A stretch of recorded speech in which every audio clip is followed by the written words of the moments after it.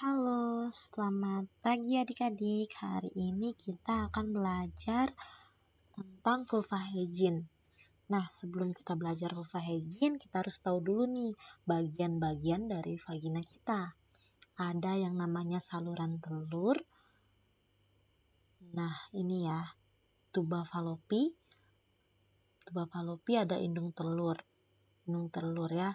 Kita punya indung telur dua, bagian kiri dan kanan. Nah, ada rongga rahim, leher rahim, vagina, vulva yang biasanya merasakan lendir. Itu ya bagian-bagian dari vagina kita. Nah, ini bagian-bagian terluar. Ada namanya mons pubis atau bulu halus. Selanjutnya ada klitoris, ada labia minora, labia mayora, vestibulum, ada anus, ada himen. Nah, langsung ke materi, mengenal vulva hygiene. Jadi, vulva hygiene ini merupakan salah satu bagian dari personal hygiene yang diterapkan pada seseorang yang sedang mengalami gangguan kesehatan dan dirawat di rumah sakit. Praktik hygiene ini sama dengan peningkatan kesehatan, dengan implementasinya tindakan hygiene pasien atau membantu anggota keluarga untuk melakukan tindakan itu dalam lingkungan rumah sakit. Dan perawat mampu menambah tingkat kesembuhan pasien. Jadi di sini kita melakukan vulva hygiene atau pembersihan pada pasien nifas misalnya ya. Kita bersihkan daerah vulvanya. Apa sih pengertian vulva hygiene? Jadi vulva hygiene di sini adalah kegiatan membersihkan vulva dan daerah sekitarnya pada pasien wanita yang sedang nifas atau tidak dapat melakukannya sendiri. Itu adalah tujuan dari tindakan vulva hygiene ini.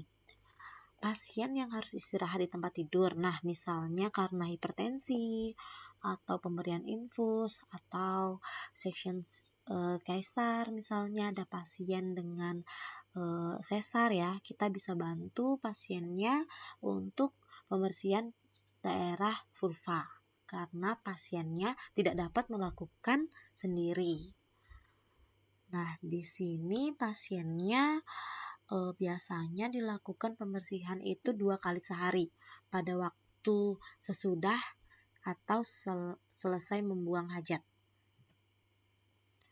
Perawatan luka perineum. Nah, apa sih perawatan luka perineum ini? Kita harus tahu dulu nih, apa definisi dari perawatan.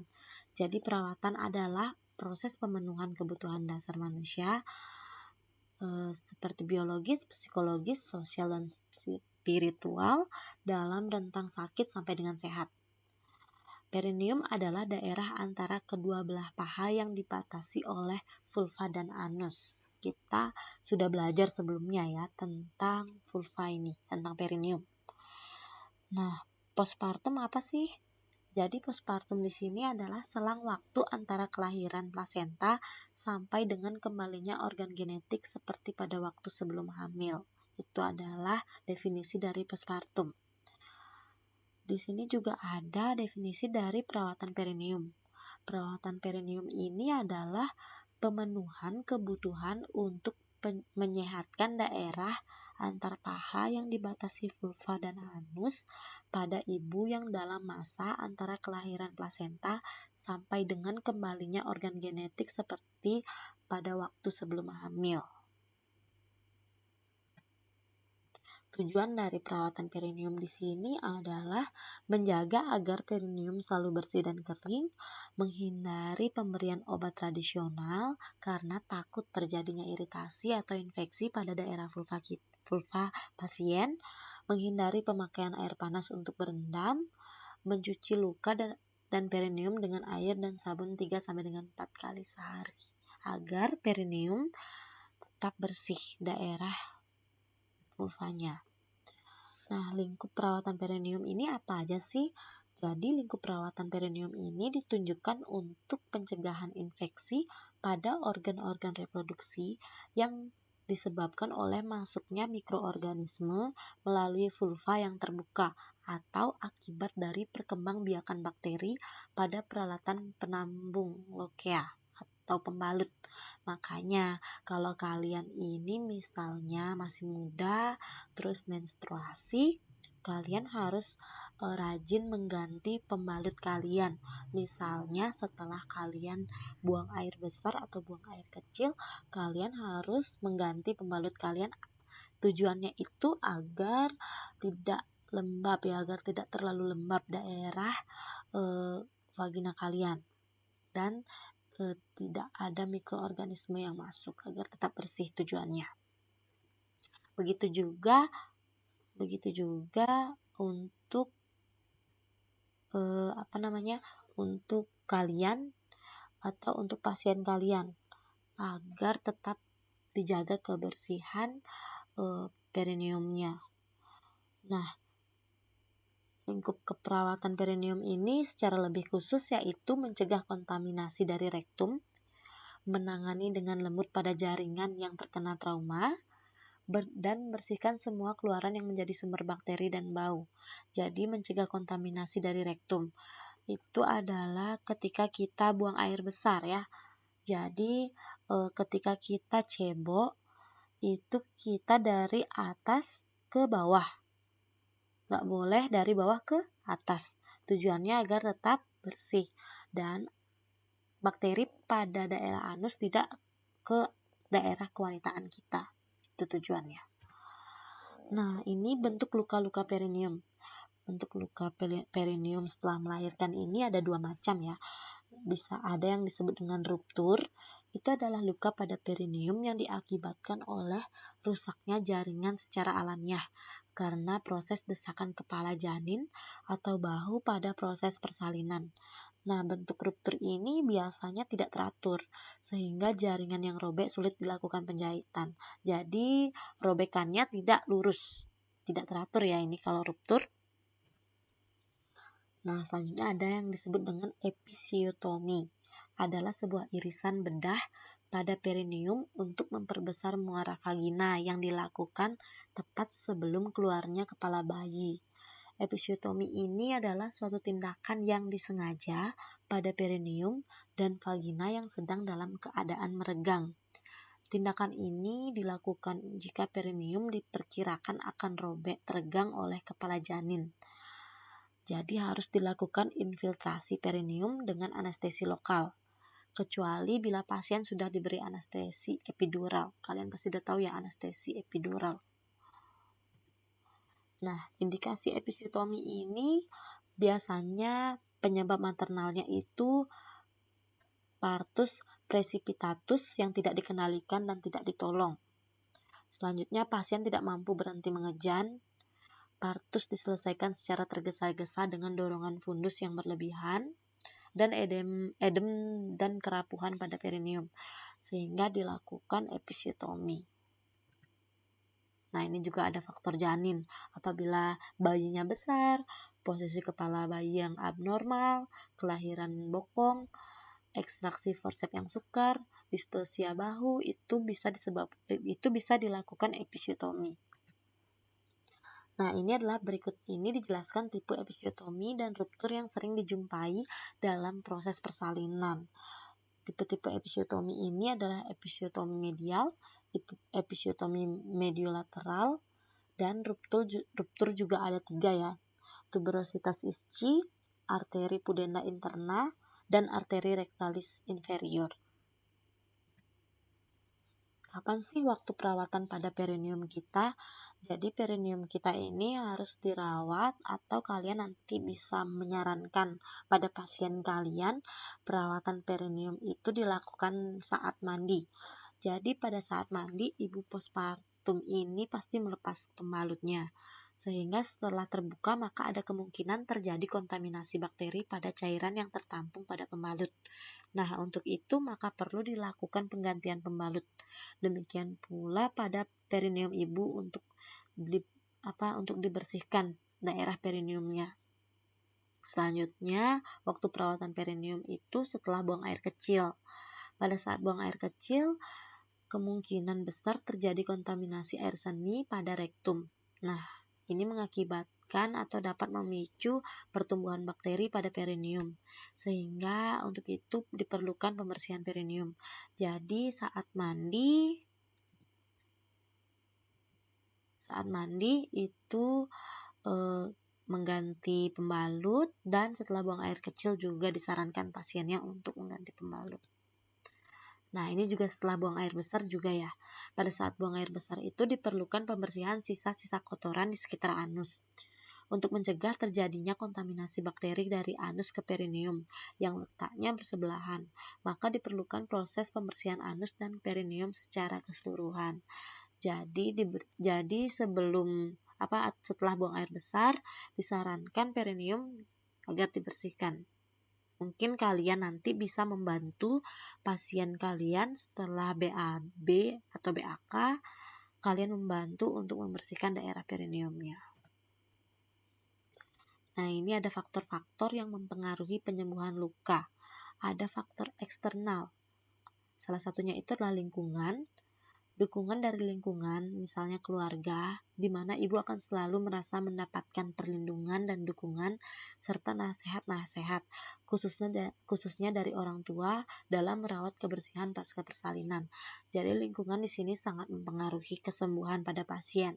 Misalnya kalian punya pasien nifas setelah melahirkan. Disarankan kalian di sana mendukung untuk kesembuhan pasien, atau kalian juga dapat menyarankan keluarga pasien untuk selalu mensupport dan mendukung demi kesembuhan pasien ya. Nah, di sini ada tradisi di Indonesia, ramuan peninggalan nenek moyang untuk perawatan pasca persalinan masih banyak digunakan meskipun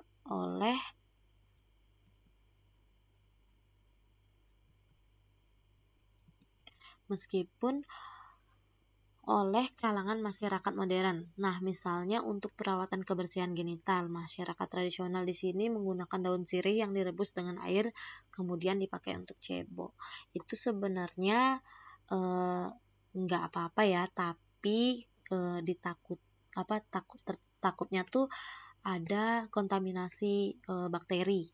Misalnya misalnya daunnya tidak dicuci terlebih dahulu, langsung direbus. Itu kan jadinya kemungkinan mikroorganismenya ada di daun tersebut. Nah, selanjutnya pengetahuan. Pengetahuan ibu tentang perawatan pasca persalinan sangat menentukan lama penyembuhan luka perineum. Apabila pengetahuan ibu kurang mengenai masalah kebersihan, maka penyembuhan luka pun akan berlangsung lama. Jadi contohnya nih, ada ibu-ibu postpartum, dia nggak mau dengerin nih, pokoknya dia ngerasa udah bisa ngebersihin perineumnya sendiri, atau dia nggak mau ganti pembalut setelah buang air besar. Nah, kemungkinan tuh bisa terjadi infeksi pada luka perineumnya. Jadi pengetahuan itu sangat penting ya, dan itu peran perawat sebagai pendukung penyembuhan pada pasien. Kalian harus ngasih tahu KIE pasiennya. Selanjutnya ada sosial ekonomi. Nah, pengaruh dari sosial ekonomi ibu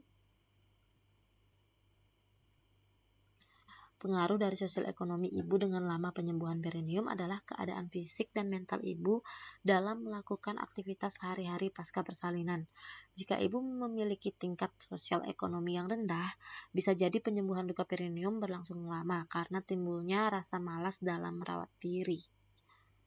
Sebenarnya di sini mungkin karena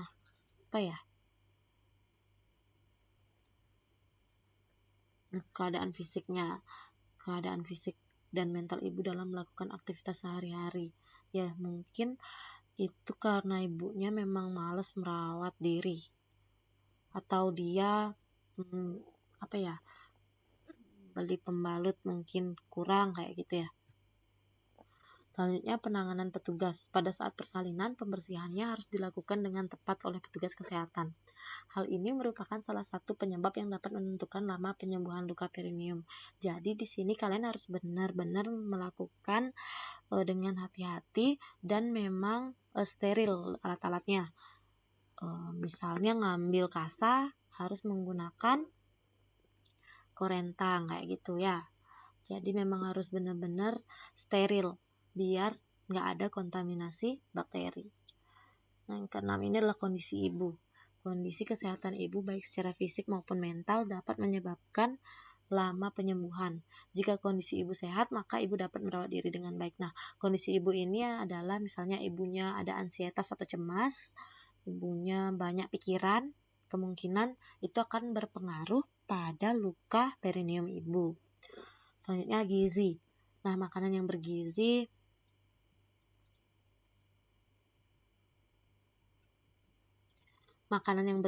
dan sesuai porsi akan menyebabkan ibu dalam keadaan sehat dan segar dan akan mempercepat masa penyembuhan luka perineum.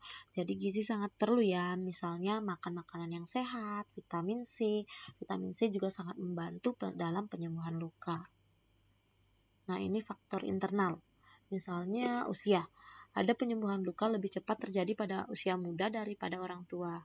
Orang yang sudah lanjut usia tidak dapat mentolerir stres seperti trauma jaringan atau infeksi. Itu biasanya kalian pasti udah pernah ya ketemu pasien yang lansia, itu pasti kalau luka dia lama sembuhnya karena di sana dia udah jaringan-jaringan pada kulitnya itu sudah tidak berfungsi seperti waktu masih muda.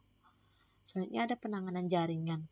Penanganan yang kasar menyebabkan cedera dan memperlambat penyembuhan. Jadi kita sebagai perawat harus dengan hati-hati dalam melakukan tindakan keperawatan apapun itu. Selanjutnya ada hemoragi atau akumulasi darah menciptakan ruang rugi, juga sel-sel mati yang harus disingkirkan. Area menjadi pertumbuhan untuk infeksi. Selanjutnya ada hipovolemia. Volume darah yang tidak mencukupi mengarah pada vasokonstriksi dan penurunan oksigen dan nutrien yang tersedia untuk penyembuhan luka.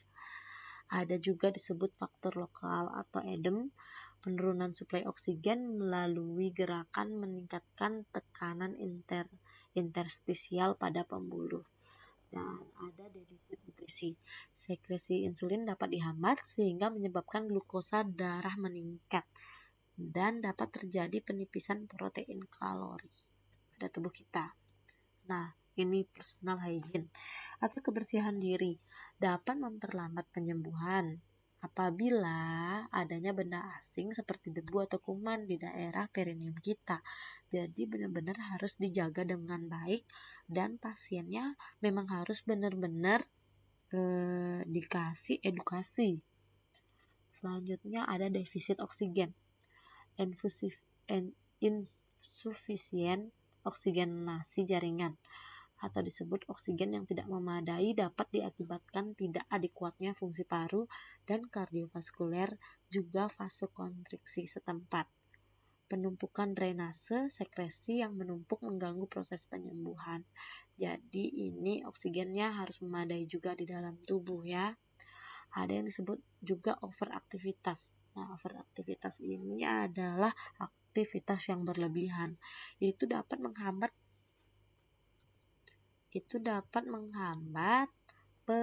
perapatan tepi luka dan mengganggu penyembuhan yang diinginkan. Jadi apabila kalian ketemu sama pasien yang postpartum atau ibu nifas, kalian sarankan untuk bed rest atau istirahat dulu.